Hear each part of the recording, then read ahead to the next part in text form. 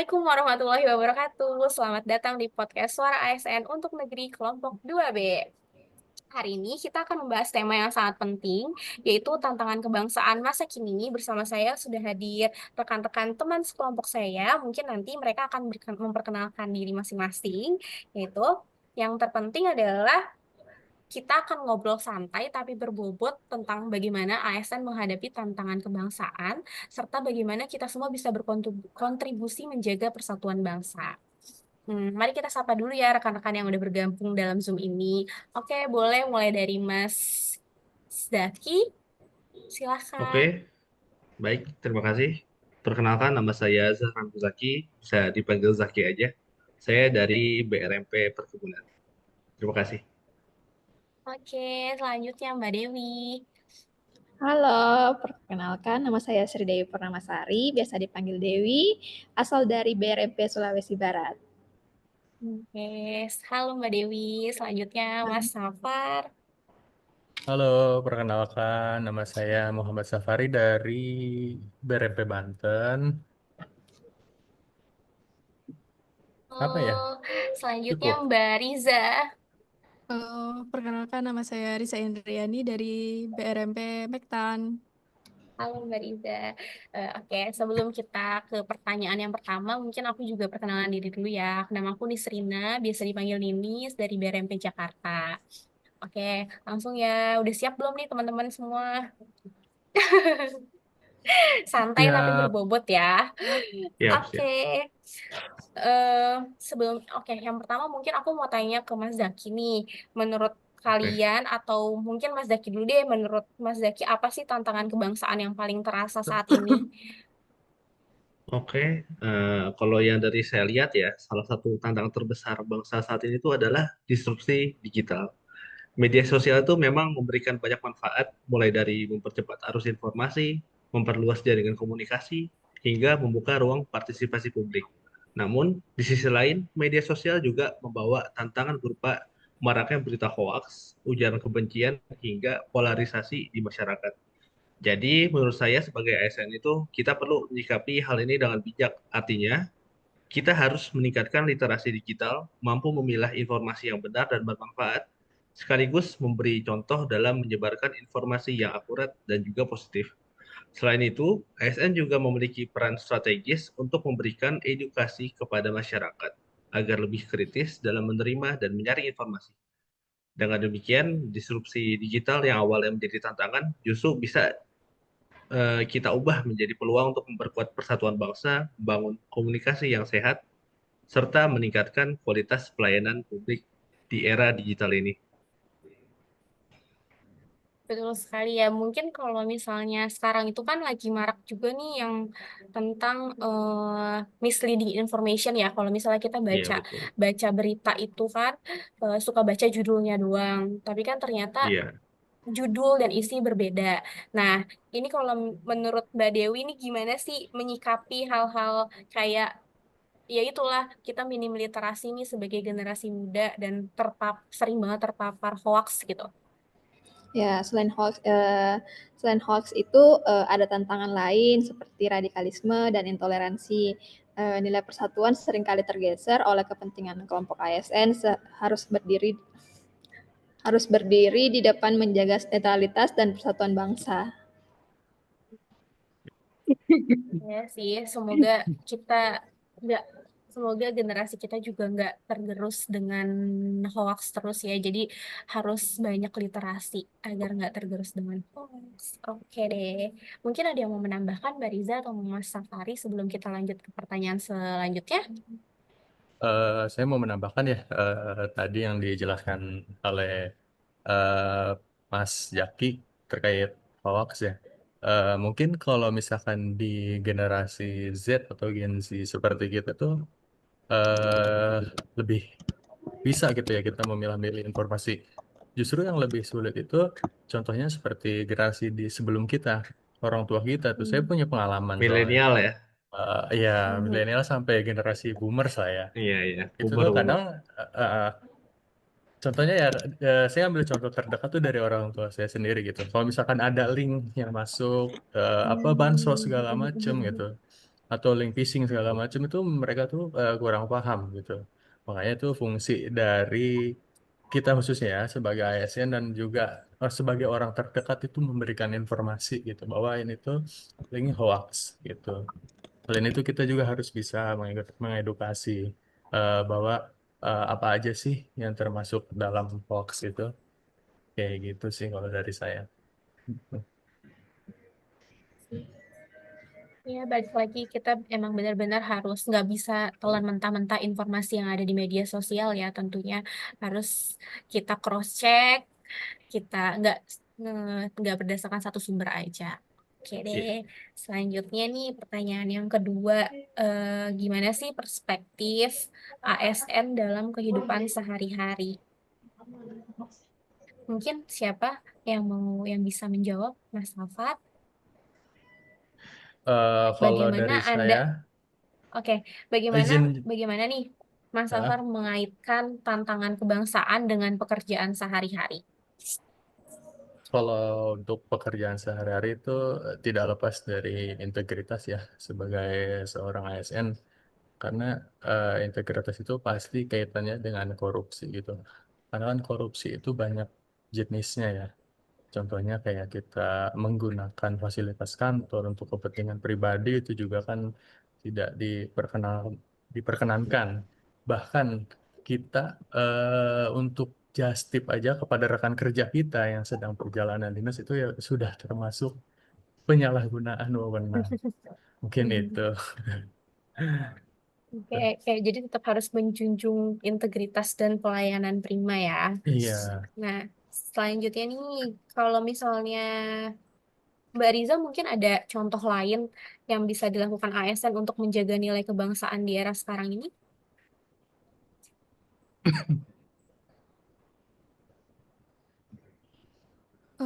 Kalau kita nih bicara peran ASN dalam menjaga kebangsaan, sebenarnya banyak hal sederhana yang bisa kita lakukan. Seperti yang tadi, menjaga etika digital.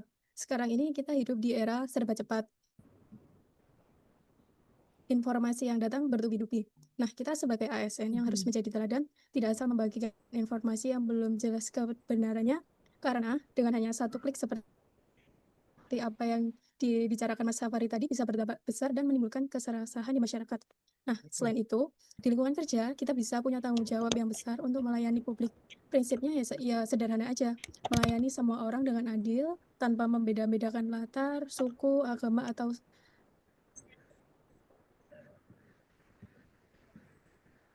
status sosial. Nah, dengan begitu masyarakat akan untuk semuanya, bukan hanya untuk kelompok tertentu. Jadi, hal-hal kecil yang seperti ini yang sebenarnya bisa nih jadi potensi kuat bagi kita dalam menjaga persatuan dan keutuhan bangsa. Begitu, Mbak Ninis. Oh, oke, oke. Mungkin sama aku juga mau nambahin satu lagi kali ya, kayak misalnya gratifikasi itu kan juga bisa dimulai dari hal-hal kecil kayak cuman nitip-nitip tentang itulah mau beli apa, beli di gue aja gue punya toko nih kayak gitu-gitu kan. Nah, itu juga bisa contoh bibit-bibit gratifikasi gratifikasi dalam hal mungkin pengadaan ya kalau yang sering kita temui. Iya, iya. Mungkin rekan-rekan lain ada yang mau nambahkan, Mbak Dewi, Mas Daki. Kalau saya sih mau menambahkan gini ya, karena kan kita di lingkup eh, pertanian dan mungkin Mhm. khususnya ya senior-senior kita yang sering ke lapangan itu memang banyak banget ya kasusnya. Contohnya tuh kayak misalkan kita kunjungan ke kelompok petani gitu kan. Karena kan ya namanya mereka kan ingin menjamu kita gitu. Karena kan kita mungkin sudah Oh, memberi penyuluhan mereka. Nah, mereka tuh mungkin memberikan suatu hadiah gitu. Tapi kan kita sebagai ASN itu sebetulnya nggak boleh kayak gitu. Kalaupun kita nerima. mendapatkan tuh, iya nerima hadiah seperti itu. Nah, dari kemarin eh apa namanya pertemuan yang sudah saya ikuti itu, kalau misalkan kita ada pertemuan dengan petani atau kunjungan dan kita diberikan hadiah gitu sama petani, kayak gitu tuh harus dilaporkan gitu, wajib dilaporkan gitu Hmm. kepada tim SPI ya. Atau misalkan di Hmm. kantor kita tuh kan udah ada ini ya, apa namanya zona integritas tuh. Di dalamnya kan ada pengaduan masyarakat, terus Iya, ada di iya situ betul. ada konflik, benturan kepentingan kayak gitu. Itu Hmm. wajib dilaporkan. Misalkan kita pulang dikasih ikan bakar kayak gitu. Itu mungkin yang saya tangkap itu gitu. Berarti iya ya, sebenarnya tanpa kita sadari berarti emang kerjaan kita tuh sangat erat atau sangat-sangat bersinggungan banget sama itu. Bahkan Mm-mm. sampai dikasih makan aja mungkin bisa jadi dianggap gratifikasi ya. Padahal Iya. kan sebenarnya mungkin hanya perjamuan aja, perjamuan Mm-mm. tamu gitu ya istilahnya kayak gitu. Mm-mm. Betul, betul. Gimana teman-teman? Setuju Kalau banget Mbak sih. Nini, eh, kalau Mbak Ninis tuh di BRMP Jakarta tuh Mm-mm. kunjungannya ke mana ya, Mbak? Kan di sana udah nggak ada sawah kayaknya. Betul. Nah, kalau di BRMP Jakarta sendiri nih, kita tuh masih ada, LTT masih ada, tapi Oh, masih cuman ada ya. ada dibagi tiga, cuma di Jakarta Utara, Jakarta Timur, Jakarta Barat, Jakarta Selatan sih udah nggak ada sama sekali ya. Jakarta Selatan tempat udah nggak ada. Yang paling banyak itu Jakarta Utara sih. Nah, emang itu nggak sebanyak kalian teman-teman yang di daerah sih.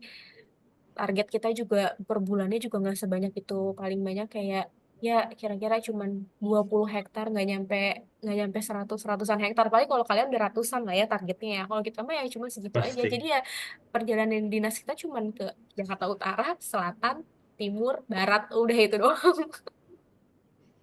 Tapi kalau kayak Udah itu pekarangan doang. gitu, ini juga ya. Main-main Mbak ke Bogor Mbak. Oh iya, boleh, undangannya ditunggu. Siap.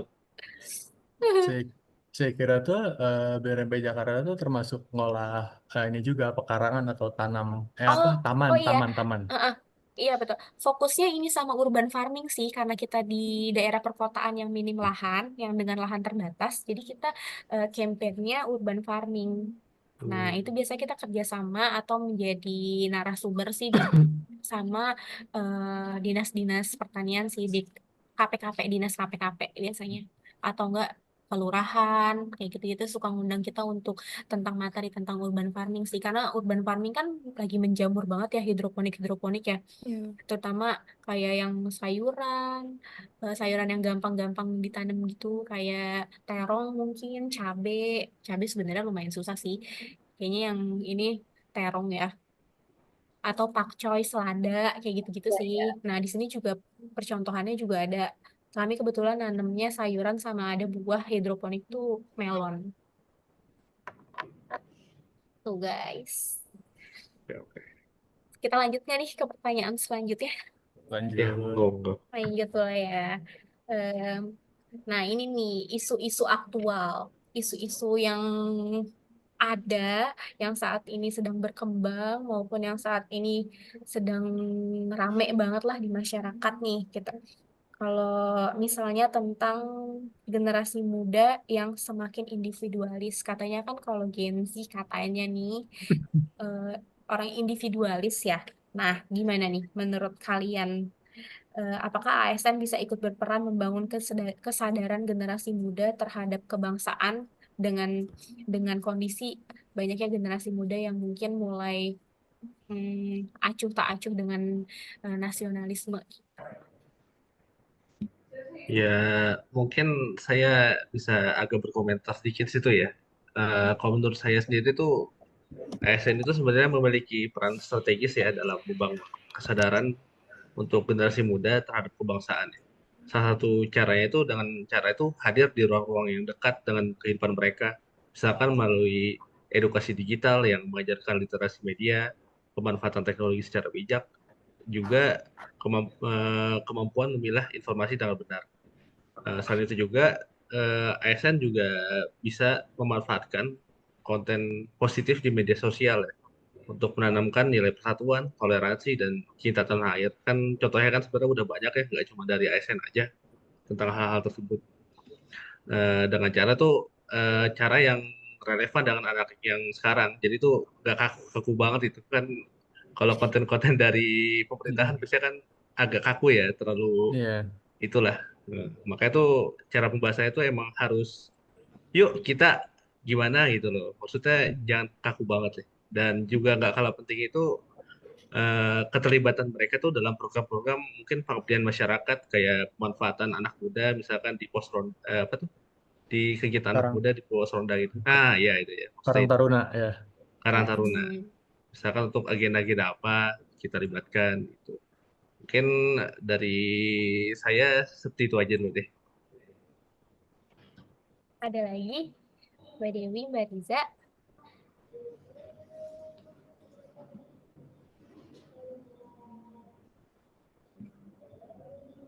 Hmm, Izin nambahin ya Bang Zaki.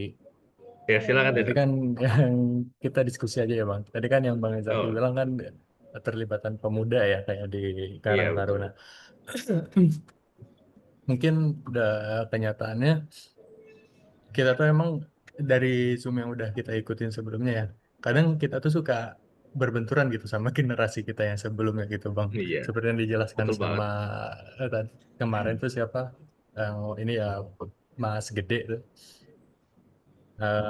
Kadang kita tuh sebagai Gen Z ya, itu selalu dipandang, ah kamu bisa apa sih gitu kan, Oh iya, gitu, iya. dibanding dengan generasi sebelumnya. Jadi kita tuh sebetulnya belum bisa dikasih kepercayaan penuh gitu. Mungkin ya itu salah satu sebabnya generasi-generasi Gen Z itu lebih nyaman di rumah gitu. Atau misalkan Mm-mm. mereka berkumpul yang sesuai sama circle-nya aja gitu kan. Kalau misalkan sama yang mungkin lebih dewasa, pendapatnya mungkin kurang didengar gitu kan. Mm-mm. Gitu sih.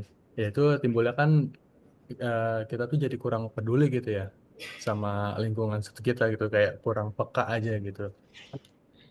Kalau dari saya sih kayak gitu pendapat saya. Ya kalau dari saya juga, menurut saya mau nggak mau ya. Soalnya tuh anak muda sekarang tuh mulai dari Gen Z itu tuh penerus bangsa kita gitu. Mau Hmm. nggak mau tuh mereka tuh harus turun. Kalau nggak tuh siapa yang bisa menggantiin yang sudah senior senior kayak gitu. Iya, Kita harus benar kerangkul banget sih sebagai ASN itu. Apalagi iya itu betul. emang saat kita sekarang kan Iya. Kalau yang dari contohnya sih di medsos sih ada kan ya RT Gen Z tuh. banyak. Itu Mm-mm. yang lagi viral tuh di TikTok gitu ya, mungkin salah satu pembinaan atau fungsi pemerintah untuk membina itu kan ya itu memfasilitasi lah kayak gitu, Iya memberi contoh fasilitas. bahwa Mungkin generasi Z juga mungkin bisa loh gitu seperti generasi yang sudah gitu, mampu bersaing lah kita ya, itu ya Mbak Ninis. manfaatin teknologi sih penting Mm-mm. banget Ya kayak emang. sosial media itu luar Mm-mm. biasa. Sebenarnya juga walaupun mereka tuh terlihat individualis, tapi kayaknya kalau misalnya diajak ngobrol bareng, duduk bareng, mungkin bisa dilakukan kayak berdiskusi singkat kayak gini, kayak kita yang kita lakukan sekarang juga, kayaknya mereka bisa banget deh dan berpotensi Bisa bisa. banget. Jadi sebenarnya ya itu tadi bener sih, setuju banget harus dirangkul sih, jangan dianggurin aja kalau ada Gen Z gitu kan, karena Ya mereka sih. sebenarnya potensial walaupun mungkin kelihatannya selengean atau apa gitu ya, ya kan? Iya, Iya, betul iya, Kak Dinis. Kayak mereka juga harus kayak dilibatin, didengar, terus kayak bener sama kayak Kak Zahran tadi, diberi ruang. Betul, betul. diberi ruang. Kadang kan kita keterbatasan ruang ngomong atau memberi pendapat itu, ah nggak usah lah, paling nggak didengar gitu kan. Nah itulah kayak tugasnya kita juga, gimana caranya merangkul mereka agar Mereka bisa mereka bersuara itu lah ya bisa mengeluarkan intinya. pendapat terbuka, nggak takut gitu. Iya betul. Siapa tahu dengan pemikiran-pemikiran mereka yang out of the box ini bisa masuk dan makin bisa ya mempersatukan kita, pemikiran-pemikiran kita yang mungkin sebelumnya kurang atau gimana gitu, ya kan? Oke deh, ada lagi gak kira-kira yang mau ditambahin nih terkait isu-isu aktual terkini? Ya udah cukup sih. Oke deh, mungkin ini yang terakhir kali ya. Udah banyak bicara nih soal tantangan tadi tentang gimana sih kehidupan kita sehari-hari sebagai ASN, terus tentang isu-isu aktual terkini gitu kan. Sebenarnya terus ada lagi aku mau tanya nih, bagaimana sih solusi atau harapan apa sih untuk ASN muda dalam menghadapi tantangan kebangsaan masa kini? Kita sebagai ASN muda untuk menghadapi tantangan kebangsaan masa kini. Yang mungkin tadi kita juga sempat bahas ya, sekarang kan kondisi kebangsaan tuh di Indonesia tuh masih cukup tangguh ya tadi. Mhm. Nah, itu Ya, ada kira-kira apa beberapa sih? pendapat yang berbeda sih. Iya, Iya. cukup tangguh dan apa tadi? Satu lagi, Kurang, nah ya itu kurang. mungkin solusi dan harapannya apa sih ke depannya untuk kita bisa biar kita bisa lebih baik lagi ke depannya. Mungkin Mbak Dewi, Pesan saya sih sederhana. Kita sebagai ASN itu harus konsisten untuk memberi teladan kepada sekitar kita. Jangan hanya lewat bicara. Eh, gitu. kita harus memberikan Bukti aksi nyata. nyata ceritanya. Nah, Iya, ya. bukti nyata. Supaya mereka melihat. Nah, kalau untuk harapan saya sebagai ASN, ya mungkin bisa lebih aktif membangun komunikasi dengan masyarakat, nggak ada jarak ceritanya, sehingga kedekatan itu bisa tercipta, seperti itu, Mbak. Iya, setuju sih, benar-benar benar. Memang harus kita sebagai pemberi pelayanan terhadap masyarakat tuh benar-benar harus melayani sepenuh hati gitu ya. Iya, betul. Kalau dari saya sih, tadi kan Hmm. udah dijelaskan ya untuk pelayanan. eh kita tuh nggak bisa lepas dari ini ya, memanfaatkan teknologi lah yang dari pertama udah kita bahas, termasuk kinerja kita ya. Itu kan di zaman sekarang mungkin apa-apa kita harus posting gitu. Mhm. Bukan untuk pencitraan sih sebetulnya. Itu tuh untuk kebuktiin gitu bahwa kita tuh emang kerja nyata untuk masyarakat gitu. Banyak lah contohnya ya di media sosial sekarang ini. Contohnya tuh kayak Gubernur Jawa Barat. Mungkin di bawahnya kan ada ASN-ASN-nya ya, tim media sosialnya Betul, ya. betul. Ya mereka kan membantu gitu. Misalkan penyebarluasan informasi lah ke publik gitu. Apa yang sudah dikerjakan gitu pemerintah untuk masyarakat. Ya gitu sih kalau dari saya. Mungkin Oke. ada lagi. Ya mungkin kalau dari Eh, saya sendiri, mau duluan atau gimana? Mas Zaki dulu aja. Oke, baik. Ya kalau dari saya sih dari ASN sendiri ya, di zaman sekarang tuh harus banget itu melek teknologi. Soalnya tuh jangan sampai kita sebagai ASN itu bakal malah tertinggal itu dari masyarakat yang lebih semakin adaptif terhadap perkembangan digital. Apalagi pelayanan publik saat ini tuh sudah bertransformasi itu ke arah yang digitalisasi semua. Sehingga kemampuan ASN dalam menguasai teknologi itu menjadi tuntutan yang nggak bisa ditunda gitu. Lalu kita sebagai ASN itu harus memastikan diri juga menjadi bagian dari solusi tersebut, bukan sebagai penghambat itu. Kan kayak kita lihat image ASN zaman dulu, misalkan kita ke kelurahan, kita ngurus surat itu, Masya Allah, lama sekali gitu loh. Kalau sekarang tuh kita harus bisa bergerak cepat gitu loh. Jadi kita itu sebagai ASN tuh harus terus belajar, adaptasi, dan terbuka terhadap inovasi, baik yang melalui penggunaan aplikasi pelayanan publik yang sudah ada sekarang, lalu sistem informasi manajemen maupun pemanfaatan media digital untuk komunikasi dengan masyarakat. Jadi dengan ASN yang kompeten secara digital itu, pelayanan kita itu bisa diberikan dengan lebih cepat, transparan, dan akuntabel. Dan pada akhirnya, hal ini akan meningkatkan kepercayaan publik sendiri kepada pemerintah. Jadi menurut saya digitalisasi itu bukan sekedar tuntutan zaman, tetapi menjadi peluang juga sebagai ASN ya untuk menunjukkan perannya sebagai garda terdepan dalam mewujudkan pemerintahan yang modern, responsif terhadap kebutuhan masyarakat. Dari saya gitu. Oke, selanjutnya Mbak Eh, Diza mungkin mau Oke nih, menambahkan. yang terakhir. Nah, kita tuh sebagai ASN juga harus tetap teguh pada nilai-nilai Pancasila. Karena apa? Pancasila itu adalah fondasi yang mempersatukan kita. Tantangan zaman yang akan datang, itu entah maraknya hoax kayak tadi, terus phishing, itu pasti bisa memecah belah masyarakat. Terus ada intoleran, mengikis persaudaraan atau pengaruh globalisasi yang eh, mengaburkan identitas bangsa.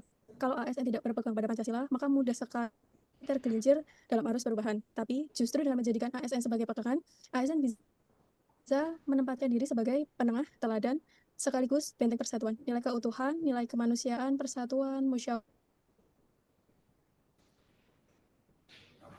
dan keadilan sosial itu bukan hanya semboyan melupakan, tapi melainkan perubahan nyata dalam melayani masyarakat. Konsisten dengan mengamalkan Pancasila, kita akan selalu punya arah dan pijakan yang kokoh untuk menjaga keutuhan bangsa. Seperti itu, Mbak Ninis. Oke deh, luar biasa ya diskusi kita hari ini sangat kaya. Mungkin kalau boleh aku rangkum nih solusi dan atau harapan-harapan dari kita semua tuh yang pertama mungkin tadi sesuai dari Mbak Dewi tuh konsisten memberi teladan yaitu berupa aksi nyata sebagai contoh gitu ya.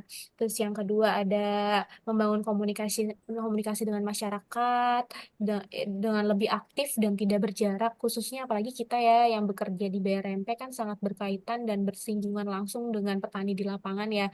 Tentunya untuk mensukseskan mandat Presiden juga terkait swasembada pangan, tentunya kita juga harus bekerja sama dengan pemerintah petani di lapangan langsung. Terus yang ketiga, ASN tentunya harus melek teknologi, jangan sampai ASN itu tertinggal dari masyarakat dalam hal digitalisasi gitu kan.